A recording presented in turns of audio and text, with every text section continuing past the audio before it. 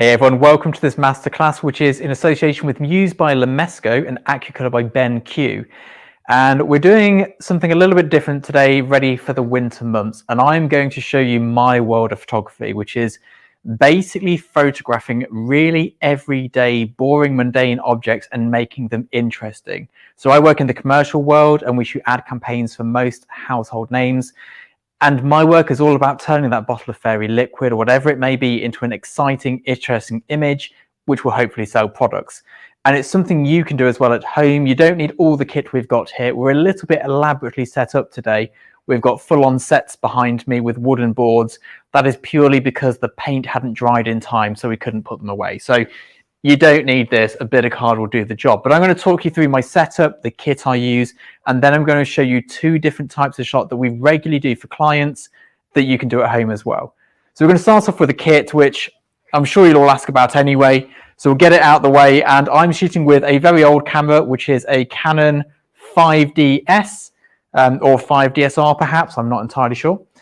It is attached to some weird mechanism, which is called a cambo actus. And this lets me do all the tilt shift movements and move the camera around in fancy ways. You completely don't need this to do the job. This is just something we have for work. We're firing flash either through a cable or via a wireless trigger. Again, either way is fine. One thing you can do at home, which is a cheap upgrade, is to get a dummy battery and put a proper big video battery onto your camera, which lets you run for ages. But generally speaking, this can be done with any camera. I've got a 90mm lens. Most of my work shot on a 90. If it's not on this 90, then we do it on a 50. They're pretty much the only two lenses we use for work. Coming out of my camera is my Tether Tools cable. We tether everything to the computer, and we'll show you this as we're going through. And on the bottom of my camera is the best thing you can buy, which is a Tether Tools base plate, which I bought with my own hard-earned cash. This stops your PC board and your camera being destroyed when somebody yanks it. And the PC board is a good £500 repair. So this is money well spent. I bought a cheap one at some point off Amazon, and basically whenever you attach the tripod to it, the camera slowly droops. So worth splashing out. Now we come over to the actual tether station, which is hidden behind this camera here. We're going into a BenQ monitor, which is a big 27-inch 4K. It's not calibrated. And we'll get to that in a bit, but it's not calibrated. It's not set up in any specific way. It's just a big monitor, because in here, this is all being lit by LED fluorescent lights, so the colors are all over the shop in here anyway. But it's a big BenQ monitor, and then we go to our carefully calibrated monitors in the office where we edit, and that's where we get the precision work done. But for now, all we're looking at doing is capturing good images, clean files, and then making sure we get a calibration chart so that we know if the colors aren't right here, we've got a good reference sheet to work off later on in the studio. Now, the first one we're going to photograph is something incredibly mundane and average. And it's a tin of sardines. It's not even a fancy tin of sardines. You can get some beautiful sardine tins. And I always think that's cheating a bit, because when you've got a beautifully designed tin, it's kind of easy to make it look good because it already looks good. This does not look good. So we're going to shoot this over here, single light setups for both of these shots we're going to do today, single light setups, and we've just got a softbox. Now my softbox is the world's most elaborate softbox. This is a hazy light, and it's got a 3,200 watt head in it.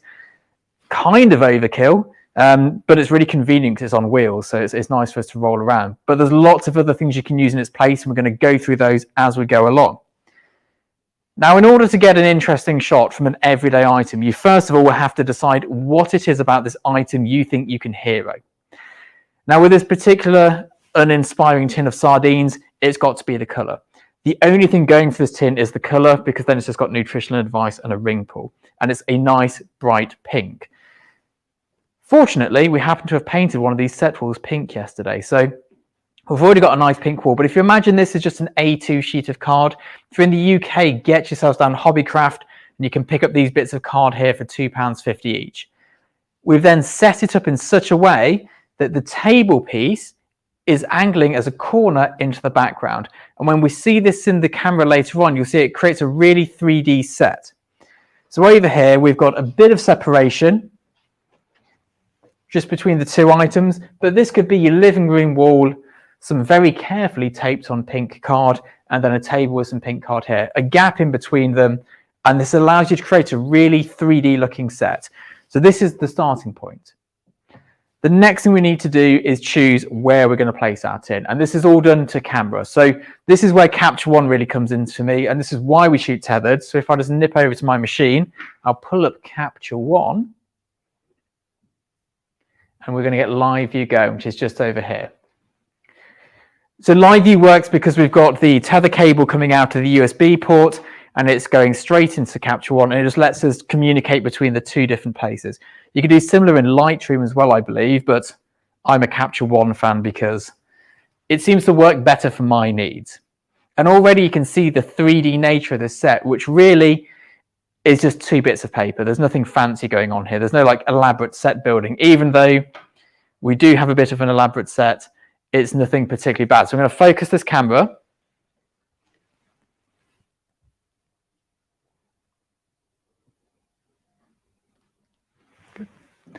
So we can see exactly where the tin is. Going to do some nice placement with it and just move it around. And this is why I like live view, because my camera is currently over yonder. I'm over here. I can't see what I'm doing, and I've got short arms, so I can't really be reaching around. So we just do a little bit of wriggling around. I get it exactly how I want it to be. And then we've kind of got the composition sorted. Now, I like to work in a bit of a formulaic way. So I choose the item, I choose the subject. We then choose the colors, the background, the set, we compose it. And all the time, I take a single frame, which is pitch black. Because I'm going to light it artificially, I just want to tell my brain almost that there's nothing here. So on the left-hand side, which is the live view on this screen, that pitch black frame is what my camera is currently seeing. There's nothing coming in, there's no light. And I just find it's a good starting point. Even though I know deep down inside, it's obviously going to be blank if we turn the flash off, it helps me just to see it in that way and go, yeah, there really is no light going on.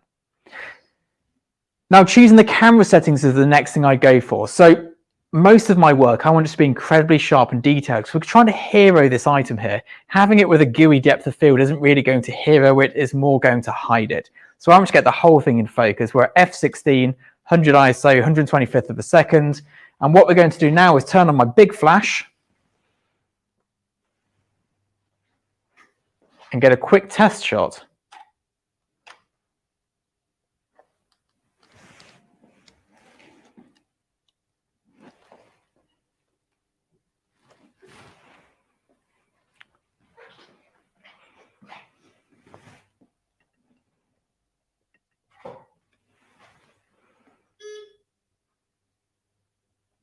So that's my first frame, and despite being a pro for years, I don't meter anything because I can see from here, we've got the picture on the side, it's a tad bright, I turn the light down. We do own light meters, we do sometimes get them out to look a bit fancy, but in the digital age, you look at the picture on the screen and go, bit bright, turn it down a bit. Now I know that's about a stop overexposed, so I'm going to come down to my pack, turn it down a stop. Quickly get a second frame.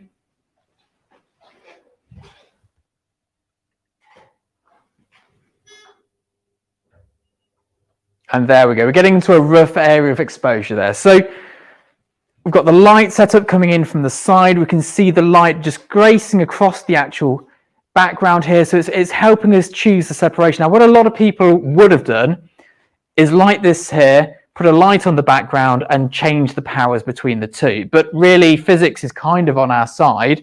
So I'm just going to use this big light here, angle it in a way that I'm choosing what it's touching, what it's not touching.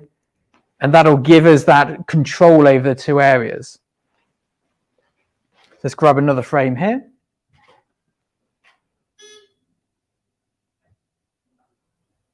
See, we need a little bit less on the background. And it's all down to personal taste, really. It doesn't have to be specifically one way or the other.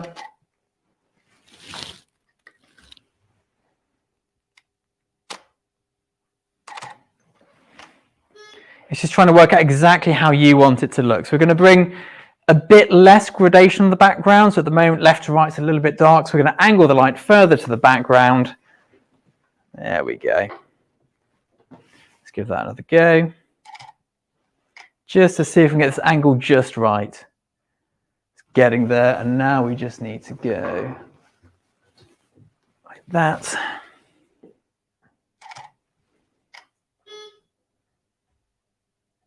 Perfect. So we've got a little bit less darkness in the corner, nice and bright in the foreground, and the tin is looking okay. We need to check for sharpness before we go any further, because I can tell even without my glasses that that's looking a bit squiffy. So we'll zoom in on the live view. And again, this is just a great, easy way to focus because you can see on a nice big screen rather than having to use the viewfinder with my old eyes. Grab another frame, you'll just see this here just pop into sharpness. Perfect. So this is just the starting off point. This is just us getting to a stage where we can say, right, it works as a balanced image. We've got all the elements of color are there. It kind of looks pretty, but it's not done by any means. Single light setup, bizarrely enough, despite having probably 30 lights in here, is what almost all of my commercial work is done with. It's almost always a single light source. It happens to be the trend at the moment, which is good for our bank balances. But we need to make this a little bit more exciting now. So the tin alone looks cool, but we're going to open the tin. Now, I've opened one earlier because I knew that if I tried to do an opening of a tin actually during a live stream, I'd end up with sardines somewhere I don't want them to be. So we've peeled back the lid. I've drained out a lot of the oil because it kind of looked a little bit swimming in it. And we're just going to replace it there, pop it exactly where the previous one was, and just see what it looks like. We may need to add stuff, move stuff, but we'll get to that as we go along. So let's grab another frame just to see what this looks like on the computer. There we go. So we can see already it looks okay, but it's not hero, it's not singing, it's not quite what we're after. And a lot of that is because we're not getting enough light in it. So I'm going to turn this towards my light source instead. So the light's coming in this way into the actual fish. And because you're not all on smell-o-vision at home, I can tell you now it smells particularly sardine-y in here. There we go, that's better. So we're getting a bit more light inside there. I'm just going to zoom in on the screen because I feel that we're still slightly off on focus. Not too bad. We're getting some light in there. And one of the reasons we tether into Capture One as well, so whilst we're doing this, I am forever just moving the sliders around to see what we can get in post.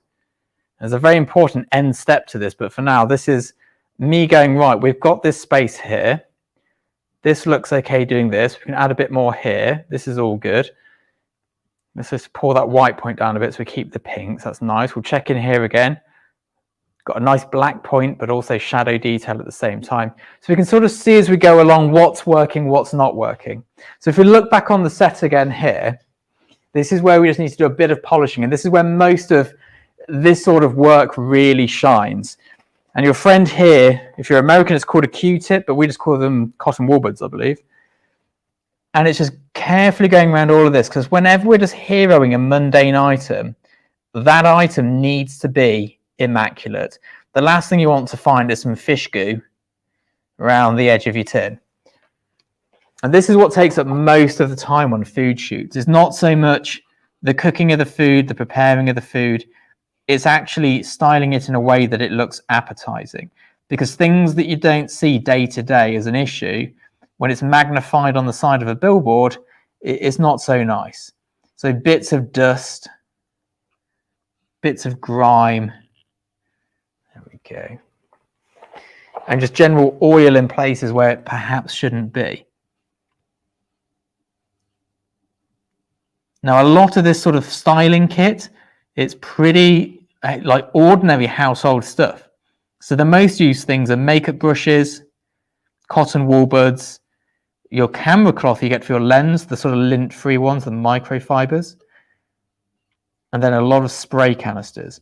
It's nothing particularly outlandish or expensive. You've probably got all of this stuff already at home.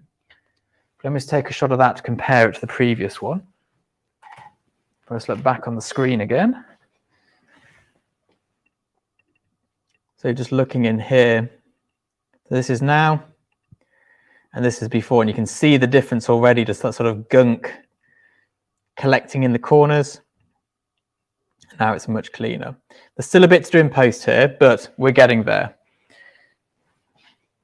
Now with the shots themselves and the actual angle of the product, if we just look at the set here, it's very important that it's angled both to camera and to light. So having your camera on a tripod or some sort of static setup, and I have literally gaffer taped it to books on a sort of kitchen table before, is very important, because at this stage nothing's moving.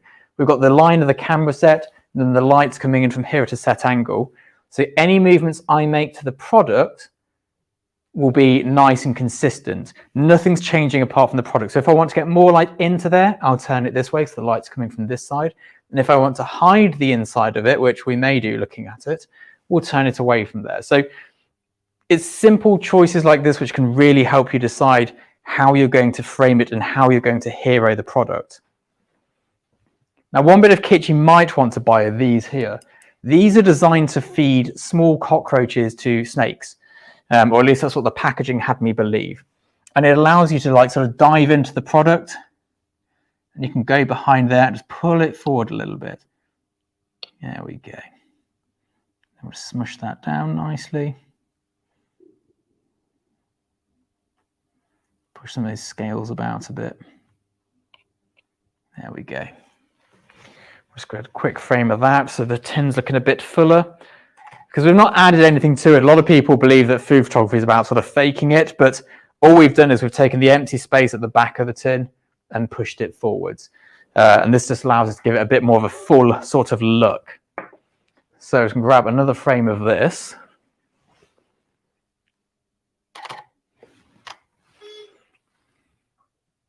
Super, there we go. Okay, so we're getting there. We've got a nice exposure. Got some nice detail, some good sharpness.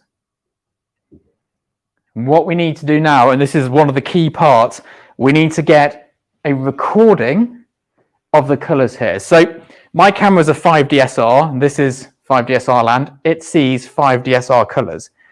On this scene here, there is no neutral gray. The nearest thing to a neutral gray is the fish, and I'm not convinced it's as grey as I think it is. So we use one of these here. This is a color checker passport. And I use these religiously because when I get this back into post in about a week's time, I'm going to have no idea what color pink this was, nor what color pink this was, or what color pink the sardine tin is. And this matters for two reasons, really. One is if this is a client job, the pink of that sardine tin is extremely relevant. It has to be exactly as it is. And the other is when I'm editing it, sometimes you get stuck with colors, you're sat there in the hue, saturation, and luminance sliders, like going slightly insane because you just can't get it to work. So we place one of these in, we take the frame. One is we get a perfect gray balance or white balance from here, which tells us which bit should be gray, and that helps a lot. But the next part of it is it allows us in post to build an ICC profile. So it's telling my camera, this red here needs to be that red, because what Canon records is very different. And also if you had a Canon, a Nikon, a Sony recording slightly different things, it would align them all to produce that same red color. And that's incredibly important, especially if you're doing product work where the brand is paying you. But mostly for your sanity, if you're ever trying to edit colors in Lightroom or Capture One, this just saves a lot of time. So we place this in shot. There we go. I'm going to balance it on my fish because what could possibly go wrong? We're going to grab a frame of that. Beautiful. I'll turn this light off for a moment. And now that we've got our frame over here, if we look on the computer, this frame of this calibration chart is only relevant for this exact setup. So you can take our white balance there, and already you can see that made a huge difference. And later on in post, in the next session, we'll show you exactly how to get those colors to match as accurately as humanly possible for this camera. If we were to change our aperture at this point, or if we were to change the light power, the light modifier, anything to do with the recording of the image, we'd then have to get another calibration shot. So on a production or a big shoot, we'd be doing this now. And if I made a change, it'd be someone's job to remind me to get this in at the end. Because if I've done this now and we go, do you know what, let's go F22, let's change that to a hard light source. This is no longer relevant to that image. So it's very important that you make sure the last frame you do of that set has one of these in them. Now, of course, the kit we've used for this shoot so far is rather pricey stuff. not just pricey, but you can't fit a hazy light in your living room. Or if you do, I should probably take up your career choice in life.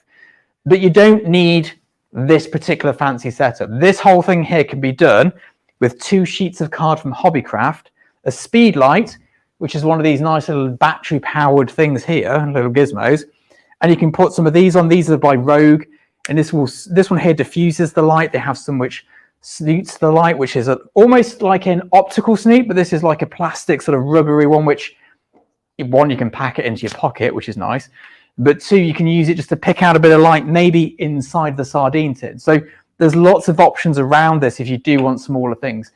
And if you want to create a massive softbox with one of these, you can just get a sheet of tracing paper, get the Rogue kit behind it, shoot it straight through. And this is basically expensive tracing paper for people who have too much time on their hands researching on the internet. So now that we've got this shot predominantly done, very simple as you can see, very attainable at home, the one bit of advice I would give you is the lighting distance. And this is something which most people sort of miss out on or forget to talk about. There's this brilliant law of physics called the inverse square law. And it basically says light vanishes really, really quickly. If your light is 1 meter away from the set and you move it a meter further back, you lose 75% of that light, which is kind of interesting, but kind of boring. So if we have this light a meter away, from this side of the set to this side of the set, we lose 75% of the light, which means it's bright here and dark there. This is where most still life photographers go wrong. You need the distance in order to evenly light the set. So in order to get a really evenly lit set, you probably need to be 5 meters away. So if you're looking at your shots and going, oh gosh, they're like bright at one side clipping, but then the shadows are muddy and dirty, it's the distance of the flash. Move the flash further away. For most of the shots we do, the flash is at least 5 meters away. And for a lot of the really striking hard light images we do, it can be up to like 10, 15 meters away. So distance is key, and it's something I don't think is portrayed enough. So we're shooting this on a table at the moment. If I was shooting this at home, which I have done in the past, we'd move this onto the floor, and we've already gained like 2 foot of distance. So put your set on the floor, and then your light can be in the far corner of your living room, and your set's in the opposite corner on the floor. So there's ways around it. Just because we have all the tools here, these are just to make it more comfortable, easier, a bit more efficient, but it's entirely attainable at home. And what I'm going to show you next is the hero shot. So we're going to move over to the next set along. This is a little bit more complex to do, and I'm going to show you some styling tips as well as how to light this shot. And bear with me whilst I faff around.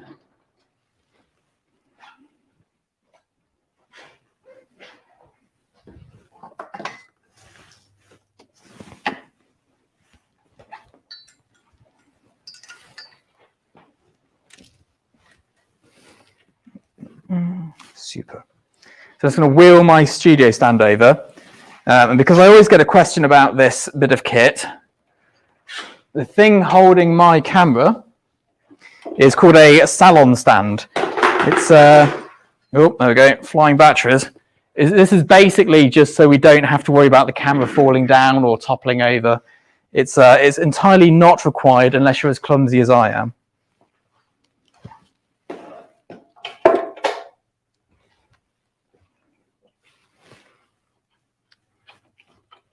Now, if you ever want to get a hero shot like this, the main thing, or sort of in any hero shot, I guess, is that you're low down. And this is pretty much how we shot a rather big campaign this year. You start off with a low down camera. You don't need a wide lens for that heroic look.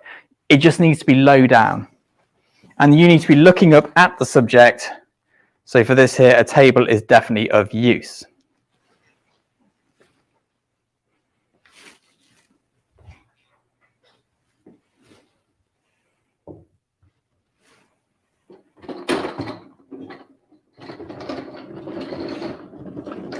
There we go. So we've got our can of Schweppes tonic water because it's Christmas and I'll be on the G&Ts very shortly. It's a nice crisp yellow colour, and again, choosing items that are plain and simple really help make this an easier task, I suppose. Anything too ornate, then the product kind of does its own work for you, and it's less the photography, more the product design. There we go. So first up is to get it all angled up nicely.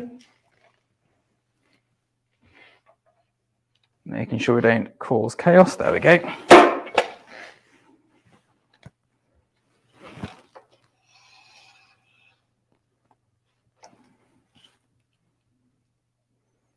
Nice high angle. And the plinth itself, we won't actually have in the final shot. We'll crop that. One of the joys of having these high resolution cameras is that you don't need it all.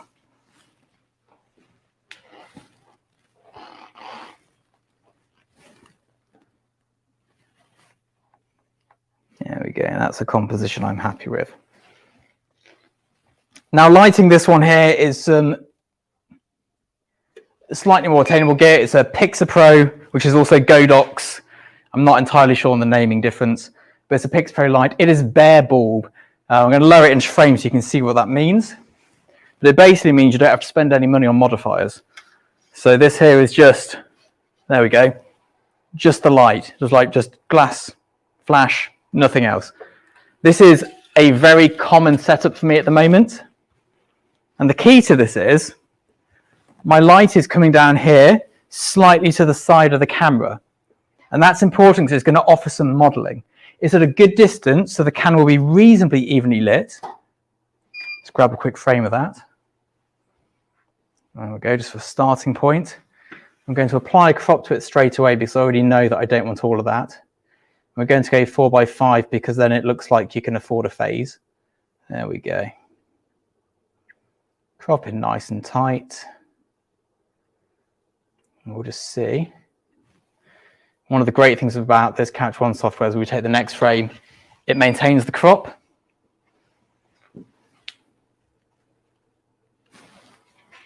Let's quickly check focus on that. And so far what we have is a pretty boring image of a can of Schweppes tonic. Now Schweppes is kind of the tonic or classic tonic brand of the UK. Nowadays there's much fancier tonics around. But this was the tonic which you would have had back in the 80s with ice and a slice, with your gin and tonic, probably a bit of Bombay Sapphire. But this is what you'd have had. So far it's pretty average looking, if I'm honest. There's nothing special going on here. It's a can, it's a background, it's a single light source. And this is normally where, as a photographer, you might start going, well, I'm going to get some more lights out. We'll get a halo light, we'll get a rim light, we'll get a back. We don't need any of that. What we need to be doing here is making the can look good. And I'm going to let you in on a little trade secret. It's called slush powder. Now, you can buy some incredibly expensive, fake, snowy, icy looking stuff from special modeling shops and special styling shops. But this is made with the same stuff. You find it on Amazon. Every now and again, it goes into stock. And every now and again I buy a lot of it. So we're going to start with some of this. We're going to pop it into some water. And we're going to make it snow. And then afterwards I'll probably take it home to the kids. Just mix this up in the glass. We end up with this beautiful like snow frosting there. We don't need this much of it. I've never knowingly made the right amount. It's always like mountains of snow. So we've got that. We've also got this brilliant bit of kit here, which is called K-Line Semi-Matte. And this just dulls the can, which allows us to do a few more special bits. Because what we have on this can is a matte majority with a very annoying, very specular reflective silver bit at the top. So we're going to start this off by slightly fumigating the room with this. And that's just an ever so slight dulling spray. It doesn't make a huge difference, but it does help us a lot in post later on.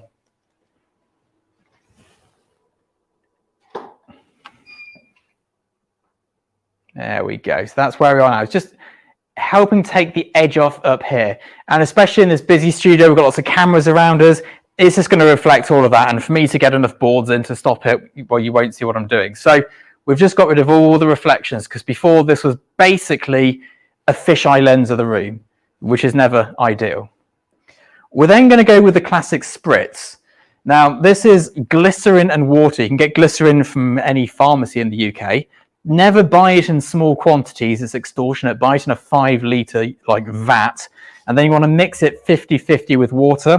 And then you want to get yourself down the shops and buy as many spray misters as possible. And I'm going to be a bit careful with this because once it's on the floor, it's like an ice rink. And we're just going to give this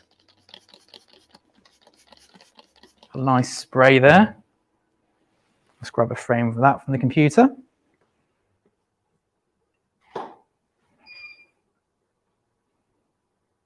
Super. A few of those are a little bit too big. I'm going to have to get my chair because I can't think and stand at the same time. And we're just going to take some of those away. And to do that, I'm just going to use a paintbrush. Just going to stone here. So there's one on the word Indian and one on the word tonic. I'm just going to brush them down as if they're beads of water.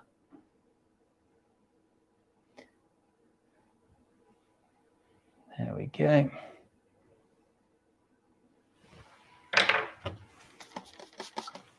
Let's give that a quick go. And once we've got this in place, the mixture of K-line, that's a bit better. The mixture of K-line and glycerin kind of holds it there for a very long time. So much so that I've often come back to these and found them in the fridge afterwards. And there's a bit of just a horrific beer bottle at the back. I'm just going to take some of these bigger drops off with the cotton warbird now.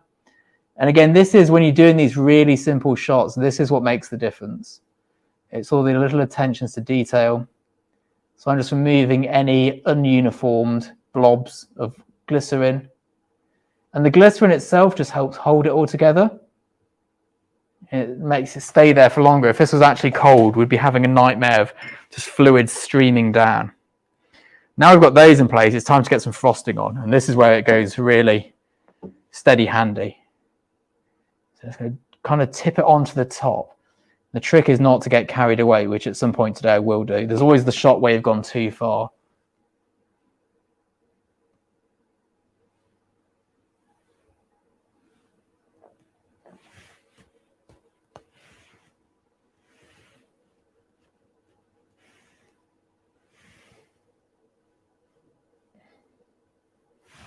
I'm just going to get a quick frame of that and see where we are.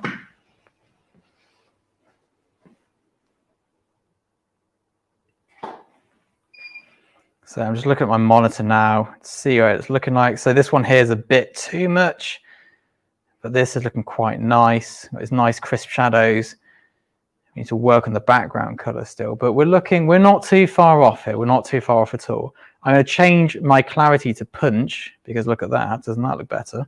And I need to get some K-line in on the bottom because we're still getting quite a lot of reflections in there. So there's a bit more matte spray and a bit of a removal of the ice.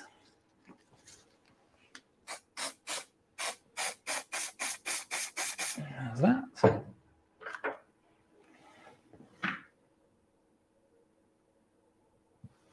There we go. Let's try that.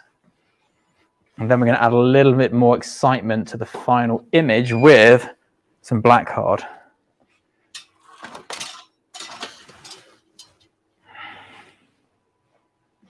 Super. So this little bit of kit here, this is called a finger. And it doesn't really do a great deal, but it's a bit of black card really. This is an expensive professional version of it, but if you've got some crafting card, it's often white on one side, black on the other. It does exactly the same thing. What I'm going to try and do here is pull it into shot and just see if we can get a nice dark shadow down the side. So at the moment, we've got a bit of a purple cast on the Schweppes side. So I'm going to bring this nice and close in, get that shot there. And what we should see, perfect, it's it's too much for me actually. We're going to come a little bit further back. It's always a bit of a fine line. There we go. So now it's time to get a bit of definition down the side of the can. I think the next thing we need to do is perhaps look at the lettering of Schweppes. We've got some ice on there at the moment on the E, and we need to slightly rotate the can. And again, it's all very much precision stuff. When you're photographing like a simple everyday object and trying to make it a hero, there's really not much room for mistakes. It's got to be perfectly aligned, perfectly in focus. Everything has to be just so. Otherwise, it looks really, it's a bit too rough and ready, I think. So we're just going to move this bit of ice here. Let's topple down. There we go. This one here. Let's grab a frame of that. So I'm going to put this in place.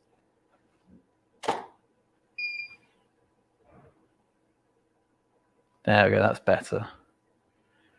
Much more straight on. We've got a blob over the water now though. Let's just drop down. And again, just tethering into capture one. That just allows us to see exactly where these problems are. If you're shooting looking at the back of the camera screen, it's not as easy, but we've got like a 27-inch BenQ monitor that even with my bad eyesight, I can see from over here, which is super helpful. Okay, now for the added bit of pizzazz, we're going to try and open the can. Now I've chosen this particular can specifically because the can ring pull lines up with the text. If you've never had to open a can ring pull perfectly compared to the text, you won't know the pain of finding the perfect can. They're all over the place because they get wrapped afterwards. So the cans come out and they just roll through a machine. Sometimes the ring pull's facing left, right, back, front. This one happens to be going perfectly parallel across it. So I'm going to try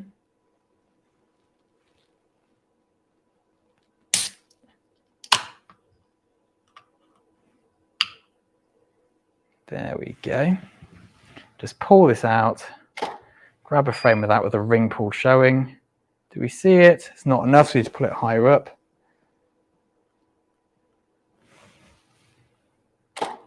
And this is where we're going to start. There we go. Start to just show the can in a bit more excitement. We're going to start adding to this shot now. We'll get one more frame just with the black card and the ring pull out so it all marries up. That looks perfect. And now we're going to add a little bit of something else. So these are spiffy, specular. It says spiffy on the bottom of them. It's a specular spiffy. There we go. This is an LED light. And the specific reason I'm going to use this one, I don't know if you can see this on camera, but these actually have lots and lots of individual LEDs on them. And the hope is, if I move these fast enough, we're going to get a nice blur in the background. We're going to add a bit of pizzazz to it. Now, I'm going to try and do purple on purple, which is obviously not as straightforward to stand out. So what I'm going to do now is change my shutter speed. We're going to start dragging the shutter. Now, the flash is mostly concerned with the exposure on the can, but what we're going to try and do now is let some light into the background and just see if we can get a little bit of movement going on. I've got all the house lights on at the moment, so we may need to, we can see them coming in. We may need to dip the house lights, but we'll see. I'm going to keep dropping the shutter speed until it becomes a problem. There we go. Let's try this and see if we can get away with it without plunging ourselves into darkness. There we go. So this is just light painting. You've probably done light painting at some point before, but this is using it as more of a graphic compositional tool. So rather than just, I think everyone's seen somebody standing with wire wool in a park at some point, spinning it round and going, here's a wire wool picture. This is trying to use it in more of a commercially viable way. This looks like graphic design. The whole shot is based on graphic design. And we're just adding that extra element to it. Now this is, bizarrely enough, working quite well as a diagonal stripe with the house lights still on. And this is very much a trial and error process. So too far that way, you just come a bit this way.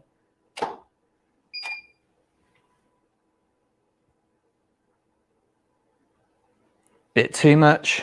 We'll get there eventually. We've still got time. We've still got time. We'll get the perfect shot. That's not too bad. Bit too wonky though.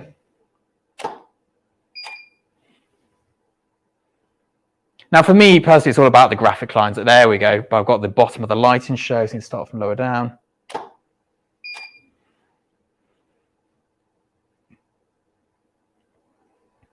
Completely missed it. And this is a good representation of what it's like in the studio with me. There we go. That's what I was looking for. Perfect. So we've got that shot. I'm going to 5-star this now before I forget which one it is in post. Because once we've got a shot, this is usually the point where we start to make bad decisions. And I'm going to try and use this here to do some slightly different things, just to see if there's a better option here. So what if we just sort of shake it? Does that do anything cool? Let's have a look. There we go. Not so much. It's better with the solid movements.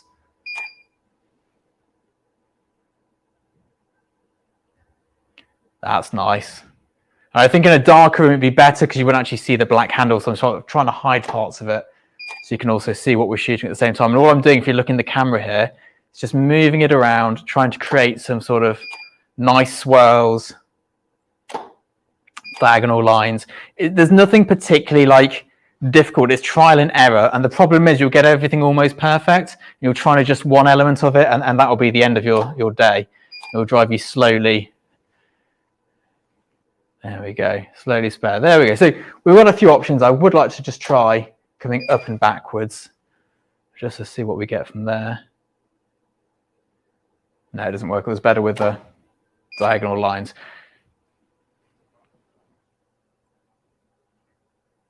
Yeah, I think we'll stick with that. I'm just going to move back to the frame I preferred from earlier.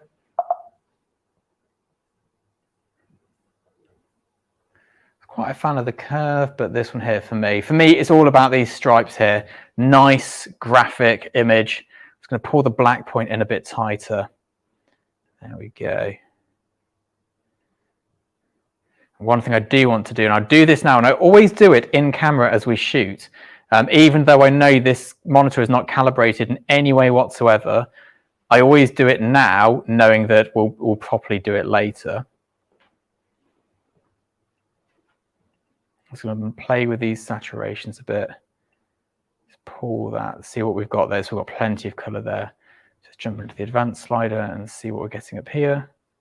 Just going to pull the lightness down. Beautiful, a bit more saturation.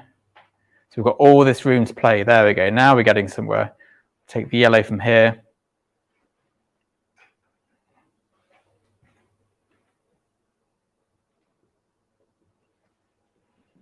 Perfect. Now, with this particular type of shot, we've come in very close. And this is going to sound obvious. If we just get the main camera back on again, I'll show you. We've got our colors. Schweppes yellow is Schweppes yellow. It's a trademarked color, much like Coca-Cola red is Coca-Cola red.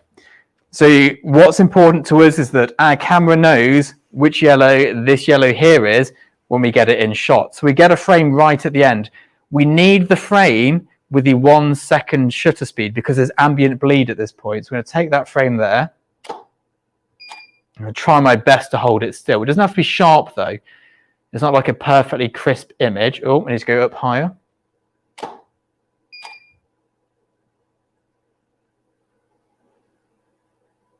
There we go. So although it looks like I've missed most of it off, if we just take the crop away and go to reset.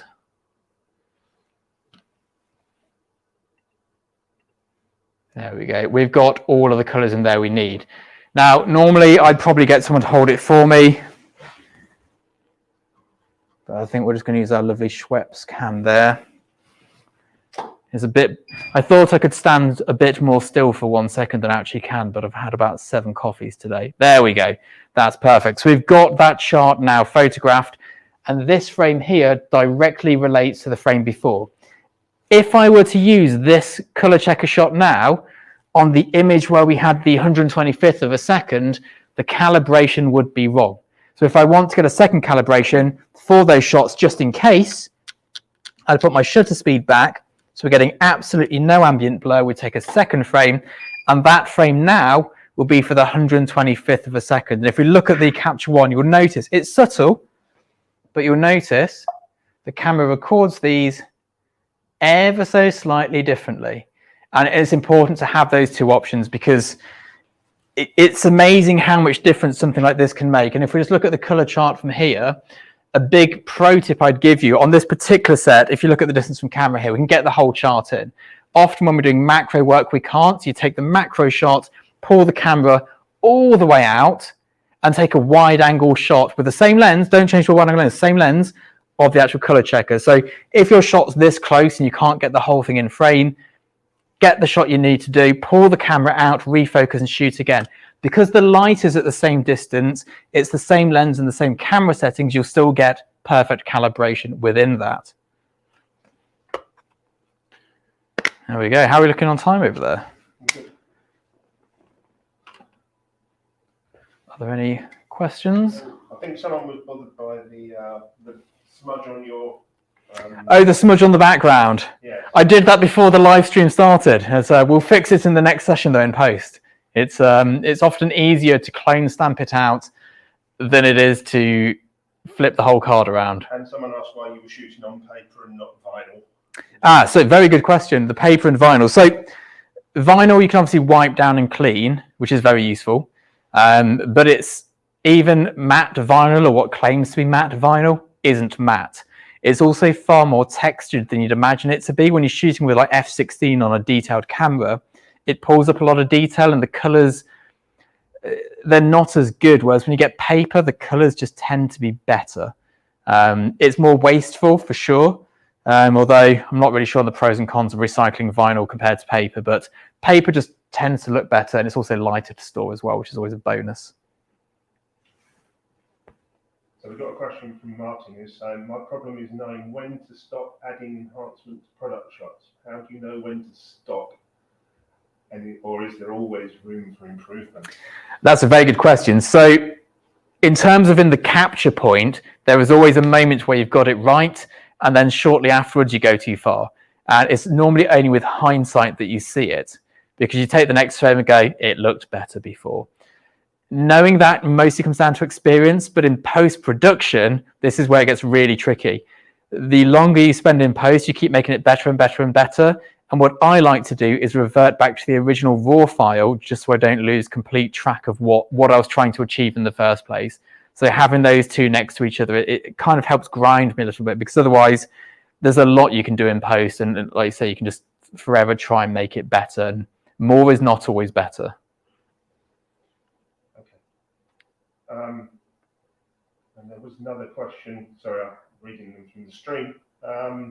Do you have a good idea of your lighting setup before you start the shoot, or do you modify it as you go along? So in terms of lighting setup before shooting, I always know exactly how I'm going to light something, but then we do tend to modify it. For example, I already knew that for the Schweppes can, I was going to light it from above in this particular style, so we've got the nice fall off of light, but I didn't know that I was going to need this here in order to get a bit of extra contrast on the side. It's always like in the back of my mind I might need it, but it's not something I plan in that much detail.